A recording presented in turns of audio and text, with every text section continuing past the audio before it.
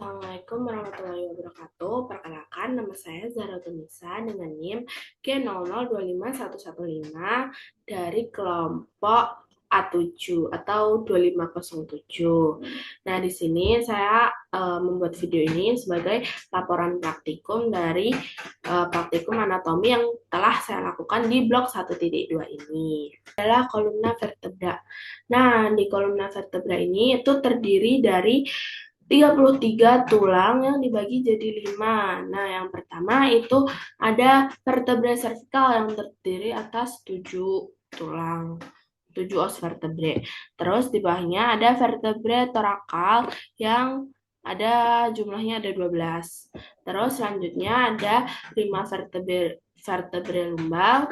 Terus selanjutnya di bawahnya ada 5 vertebra sakral yang dia itu dilebur menjadi satu menjadi os sakrum. Terus selanjutnya ada 4 vertebrae coccygeus yang dia itu dilebur menjadi satu juga menjadi os coccygeus. Nah, lanjut ini ada strukturnya secara umum itu dia terdiri atas korpus ini yang warna biru ini dan juga arcus. Arcus itu yang warna kuning ini. Nah, di antara korpus dan arcus itu tuh ada lubang kan ini. Nah, lubangnya ini itu namanya foramen vertebral. Nah, foramen vertebral ini itu nantinya akan dilewati oleh medula spinalis dan juga meninges spinalis.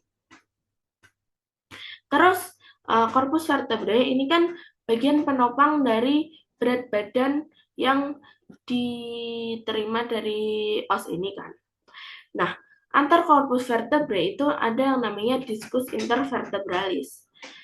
Nah, dia itu diskus intervertebralis ini itu fungsinya untuk membantu menopang dan juga membantu pergerakan kayak fleksi, ekstensi, dan juga rotasi. Terus korpus vertebrae ini makin inferior itu dia makin besar ya. Karena bebannya kan makin gede, jadi dia makin besar. Nah, selanjutnya itu di bagian arcus itu dia terdiri dari 2 pedicle, ini pedicle itu yang ini, dan juga 2 lamina, ini, lamina yang ini. Nah, pertemuan antara 2 lamina itu namanya tuh processus spinosus. Terus pertemuan antara lamina sama pedicle itu namanya processus transversus. Jadi processus transversusnya tuh ada 2 ya. Nah, selanjutnya ini adalah struktur dari vertebrae cervical nih yang ini. Nah, cirinya dari vertebrae cervical itu apa? Foramennya tuh gede dan juga korpusnya tuh kecil dan lebar memanjang gini. Nah, tapi di vertebrae cervical itu ada 3 vertebrae yang atipikal, yaitu korpus vertebrae 1 ini yang biasa disebut dengan os atlas. Terus ada ini itu vertebrae cervical 2 yang biasa disebut os aksis dan juga ini vertebrae cervical 7 yang biasa disebut dengan prominence. Nah, selanjutnya ini untuk vertebrae torakal. Nah, untuk vertebrae torakal ini itu cirinya itu korpusnya tuh bentuknya tuh kayak jantung. Terus foramennya tuh lebih kecil dan bulat gitu bentuknya. Nah, lanjut proses spinosusnya tuh dia juga kayak miring ke bawah gitu. Nah, selanjutnya ini vertebrae lumbal. Dia korpusnya paling gede ya, karena dia kan udah di bawah kan, berarti berat yang ditopang tuh makin besar, jadi otomatis korpusnya lebih gede. Terus dia juga nggak punya foramen transversalium. Terus foramen vertebrae-nya itu segitiga ya bentuknya. Lanjut, di bawahnya ada os sacrum. Nah, os sacrum itu leburan dari 5 vertebrae. Ini tampak anterior, Terus ini tampak posteriornya. Selanjutnya di sini ada os coccygeus. Nah, yang ini itu tampak anterior, ini tampak posteriornya. Nah, selanjutnya saya akan menjelaskan untuk artikulasionya yang ada di sini. Nah, yang pertama itu artikulasio uncovertebral atau LUSCA, biasa disebut LUSCA. Nah, ini itu persendian yang terbentuk dari prosesus uncinati yang ada di sini. Nih, prosesus uncinati. Nah, dia itu letaknya tuh di sebelah posterolateral dari diskus invertebralis. Kan ini diskus invertebralis ya. Dan dia tuh letaknya di bagian posterolateralnya. Lanjut, selanjutnya ada articulatio zygopopicialis. Nah, dia itu terbentuk dari prosesus articularis superior dari suatu os vertebrae dan juga prosesus articularis inferior dari vertebrae di atasnya. Lanjut. Ada yang namanya articulatio atlanto-occipital. Nah, articulatio atlanto-occipital ini terbentuk dari facies articularis superior os atlas dengan condylus occipitalis. Nah, dia itu yang membantu kita untuk bisa membuat gerakan mengangguk. Kayak iya. Nah, itu yang membantu kita tuh artikulasio atlanto-occipital. Nah, terus lanjut untuk ligamentumnya. Nah, yang pertama ini ada ligamentum longitudinal anterior. Nah, dia ini berjalan dari facies pelvina sacrum sampai ke tuberculum anterius vertebrae cervical 1 dan bagian anterior foramen magnum. Nah, ligamentum ini menutupi bagian dari anterior dan lateral dari vertebrae. Lanjut, selanjutnya ada ligamentum longitudinal yang posterior. Nah, dia itu ukurannya tuh lebih kecil dan lebih lemah dibandingkan yang anterior. Terus dia itu berjalan di kanalis vertebrae di sini di bagian posterior dari korpus. Lanjut, selanjutnya ada ligamentum supraspinal nih. Nah, dia itu menghubungkan ujung-ujung prosesus spinosus dari vertebrae cervical 7 sampai sacrum. Nah, di vertebrae cervical 7 ini, ligamentum supraspinosus itu akan bertemu dengan ligamentum nuchae. Nah, ligamentum nuchae ini itu bentuknya tuh segitiga ya kalau dilihat dari bidang sagital. Nah, selanjutnya saya akan menjelaskan tentang plexus brachialis. Nah, plexus brachialis itu merupakan anyaman saraf yang menginervasi ekstremitas atas. Jadi dia yang ekstremitas atas itu inervasinya tuh sumbernya tuh dari plexus brachialis itu. Nah, sumbernya tuh dari mana? Dia tuh dari nervus cervicalis 5 sampai nervus thoracalis 7. Nah, ini dia untuk plexus brachialisnya. Nah, dia itu untuk terbagi jadi beberapa bagian. Yang pertama itu bagian akarnya atau ventral raminya itu ada 5 ya, dari bisa dilihat dari sini ada cervical 5, cervical 6, cervical 7, cervical 8 dan juga thoracal 1. Terus selanjutnya itu di sini dia itu akan menyatu jadi 3 trunkus. Nah, untuk yang C5 sama C6 itu bakal nyatu jadi 1, jadi superior. Terus untuk yang C7 itu dia lanjut untuk jadi yang di tengah Terus untuk C8 sama T1 itu dia nyatu jadi yang inferior. Nah, setelah itu dia tuh bakal kebagi lagi setiap trunkusnya ini yang nyatu jadi satu itu dia akan terbagi lagi jadi divisi-divisi ini. Selanjutnya dari divisi-divisi yang banyak ini dia akan menyatu lagi menjadi 3 korda. Kordanya yaitu korda lateral, posterior, sama medial. Atau kita bisa sebut sebagai fasciculus lateral, fasciculus posterior, sama fasciculus medial. Nah, fascikulusnya ini nantinya akan bercabang-cabang lagi nih ke sini banyak banget.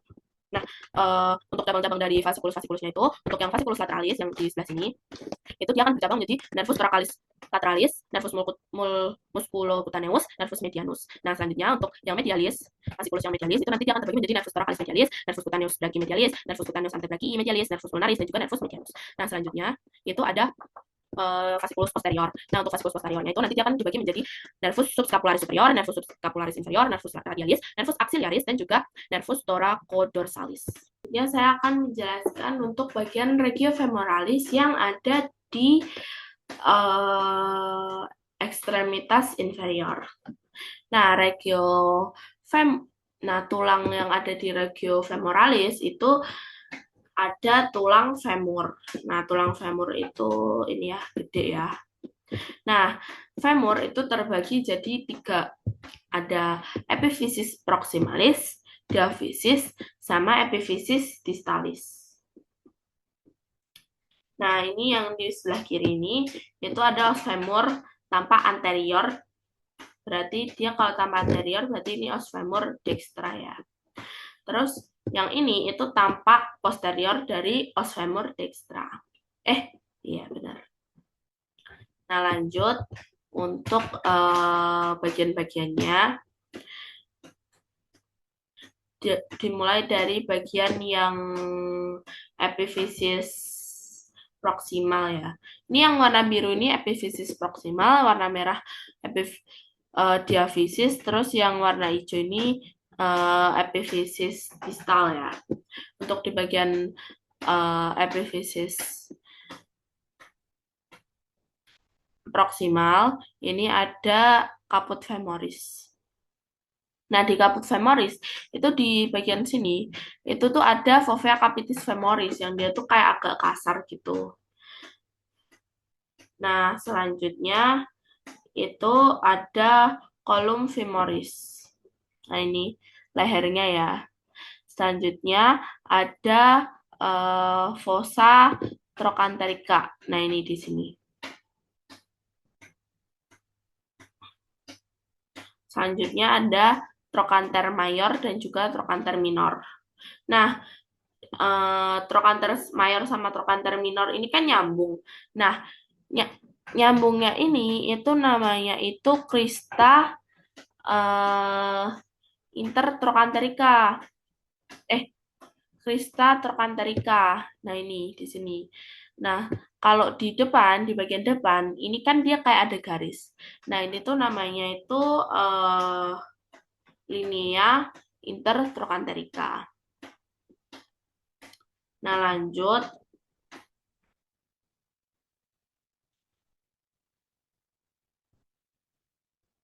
Di sini, di bagian diaphysis, di sini ada tuberositas glutea.